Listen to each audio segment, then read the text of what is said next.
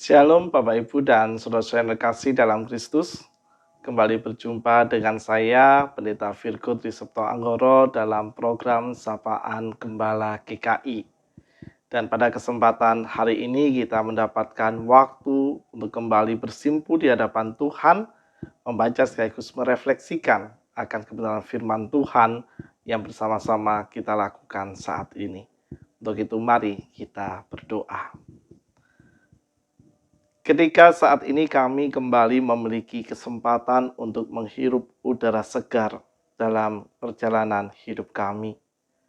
Ketika saat ini kami memiliki kesempatan untuk bisa berjumpa kembali dengan kebenaran firman-Mu. Serta ketika saat ini kami memiliki kesempatan untuk merasakan kehangatan kasih-Mu melalui terpaan sinar mentari yang memendarkan cahaya kehangatannya dalam kehidupan kami. Kami bersyukur ya Allah, bahwa semuanya itu menjadi sebuah tanda dalam perjalanan hidup kami, bahwa Engkau selalu setia dan Engkau hadir dalam seluruh bagian langkah kami. Sebagai rasa syukur kami ya Tuhan, saat ini kami bersama-sama akan mengawali aktivitas hidup kami dengan membaca dan merenungkan firman-Mu. Tolonglah kami, supaya dengan hikmat dan kasih-Mu yang selalu Engkau anugerahkan, memampukan kami untuk dapat memahami firman-Mu, yang kami imani menguatkan setiap perjalanan kehidupan kami. Tolonglah hamba-Mu ya Allah, kiranya dalam segala keterbatasan dan kerapuhan dirinya, ia mampu menguraikan sabda-Mu bagi kami semua. Di dalam nama Tuhan kami Yesus Kristus, kami berdoa. Amin. Bapak, Ibu, dan saudara-saudara yang terkasih dalam Kristus, pembacaan teks Alkitab kita pada kesempatan pagi ini diambil dari surat Roma, pasal 4 ayat 18 sampai dengan ayat 21. Roma 4 ayat 18 sampai dengan ayat 21. Bagi kita yang sudah menemukan perikop ini, mari bersama-sama kita membaca dari rumah kita masing-masing. Sebab sekalipun tidak ada dasar untuk berharap, namun Abraham berharap juga dan percaya bahwa ia akan menjadi bapa banyak bangsa menurut yang telah difirmankan. Demikianlah banyaknya nanti keturunanmu. Imannya tidak menjadi lemah, walaupun ia mengetahui bahwa tubuhnya sudah sangat lemah, karena usianya telah kira-kira 100 tahun dan bahwa rahim Sarah telah tertutup. Tetapi terhadap janji Allah ia tidak bimbang karena ketidakpercayaan, malah ia diperkuat dalam imannya dan ia memuliakan Allah dengan penuh keyakinan bahwa Allah berkuasa untuk melaksanakan apa yang telah ia janjikan. Demikianlah pembacaan firman Tuhan. Berbahagialah kita yang selalu memelihara dengan menghidupi dan melakukan firman Tuhan ini dengan penuh sukacita dalam kehidupan kita sehari-hari. Haleluya. Saudara-saudara yang terkasih dalam Kristus, bagi kita penggemar sepak bola, sebuah klub dari Liga Inggris, saudara-saudara yang terkasih, memiliki sebuah akronim yang sangat terkenal dan bagi para fans klub sepak bola ini pasti sangat mengenalnya. Akronim itu berbunyi YNWA, atau kalau diperjelas menjadi You Never Walk Alone. Dari klub manakah Bapak Ibu Saudara kalimat ini berasal? Betul, dari klub Liverpool. Karena saya pun adalah salah satu penggemar dari klub sepak bola Liverpool. Kalimat ini tentu bukan sebuah kalimat yang asing bagi kita semua. Bahkan para penggemar dari klub ini mempopulerkan YNWA tadi dalam sebuah lagu, dan menjadi sebuah lagu kebanggaan sesuai kasih yang selalu disenandungkan sebelum dan setelah liga. Baik ketika Liverpool menang, bahkan juga ketika Liverpool kalah.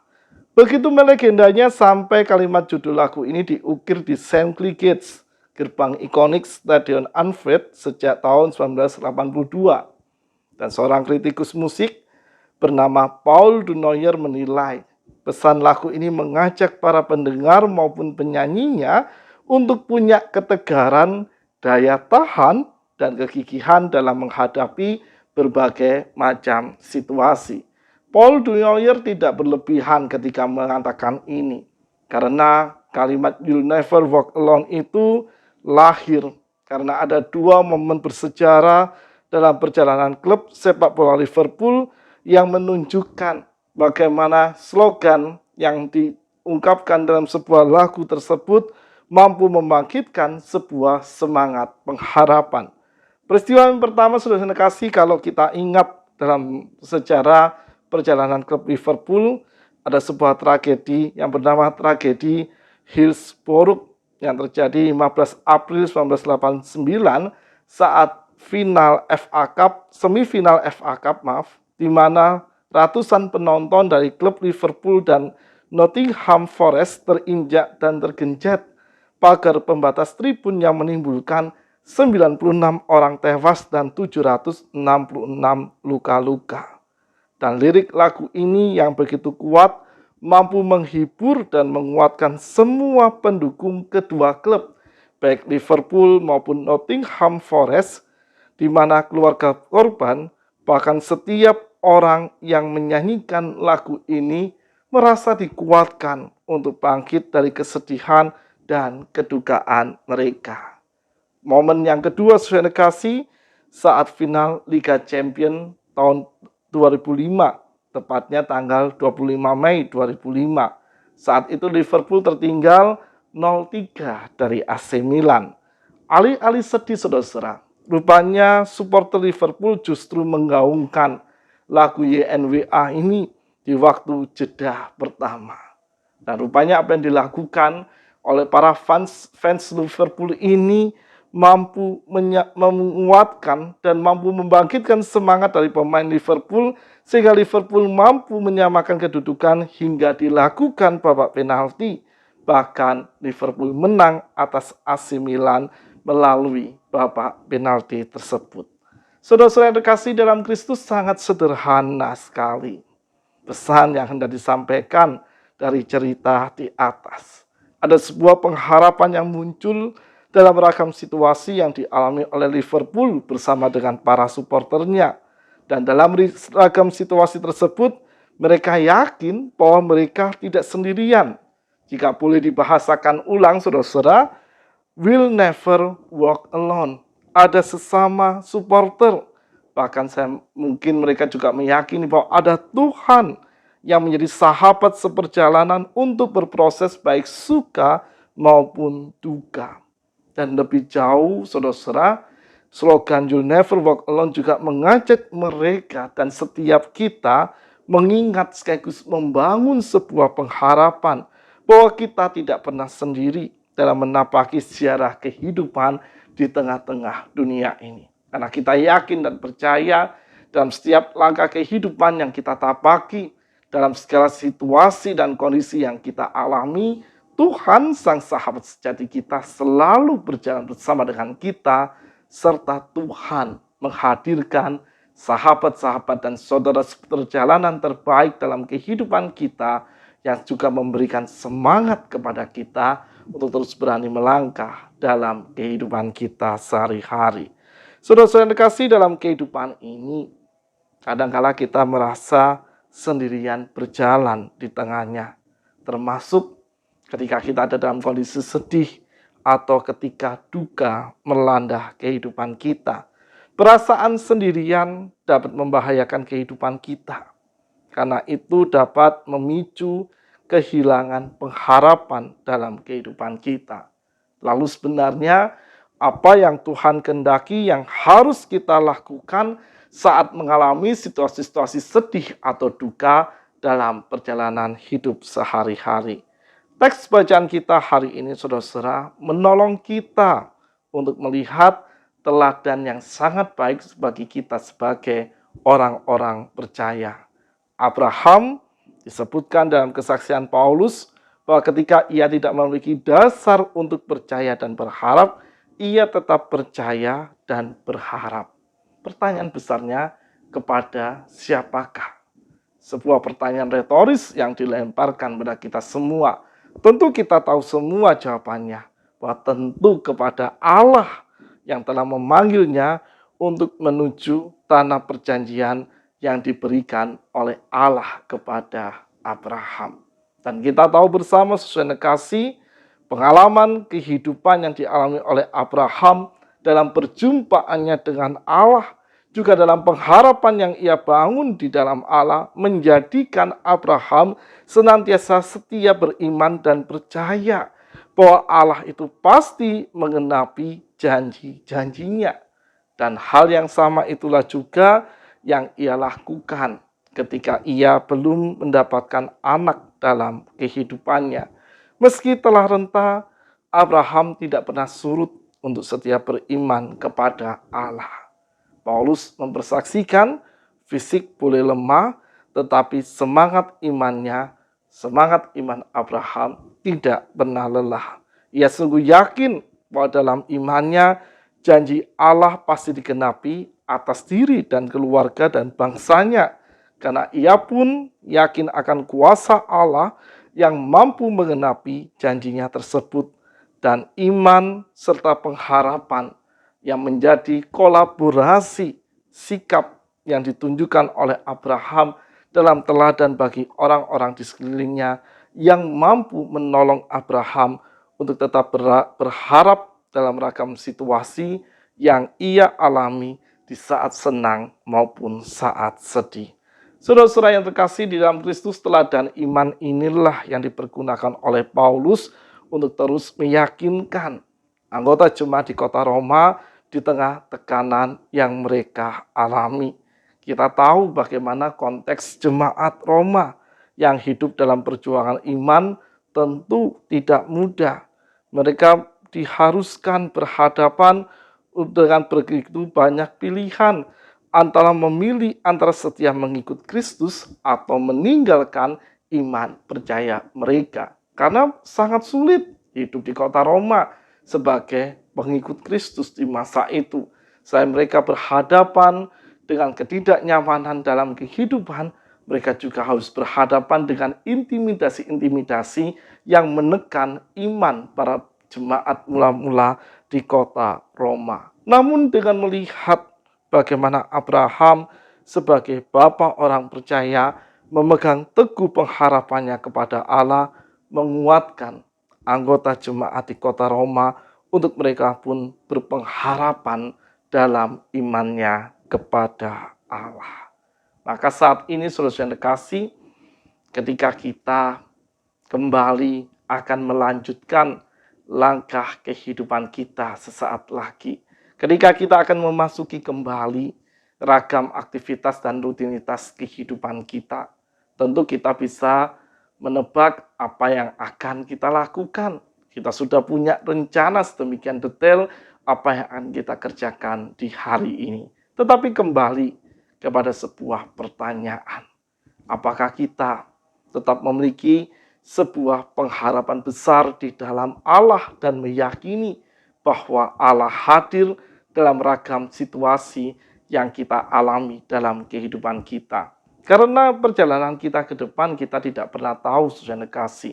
Bisa jadi jalan yang akan kita hadapi atau kita jalan itu mulus seperti jalan tol. Atau bisa jadi seperti ketika kita berpergian ke pegunungan. Ada tanjakan yang bisa jadi landai atau curam atau terjal yang harus kita daki. Atau juga ada turunan-turunan terjal yang harus benar-benar kita berhati-hati di sana di dalam melewatinya. Kita tidak pernah tahu juga apa situasi yang akan kita hadapi.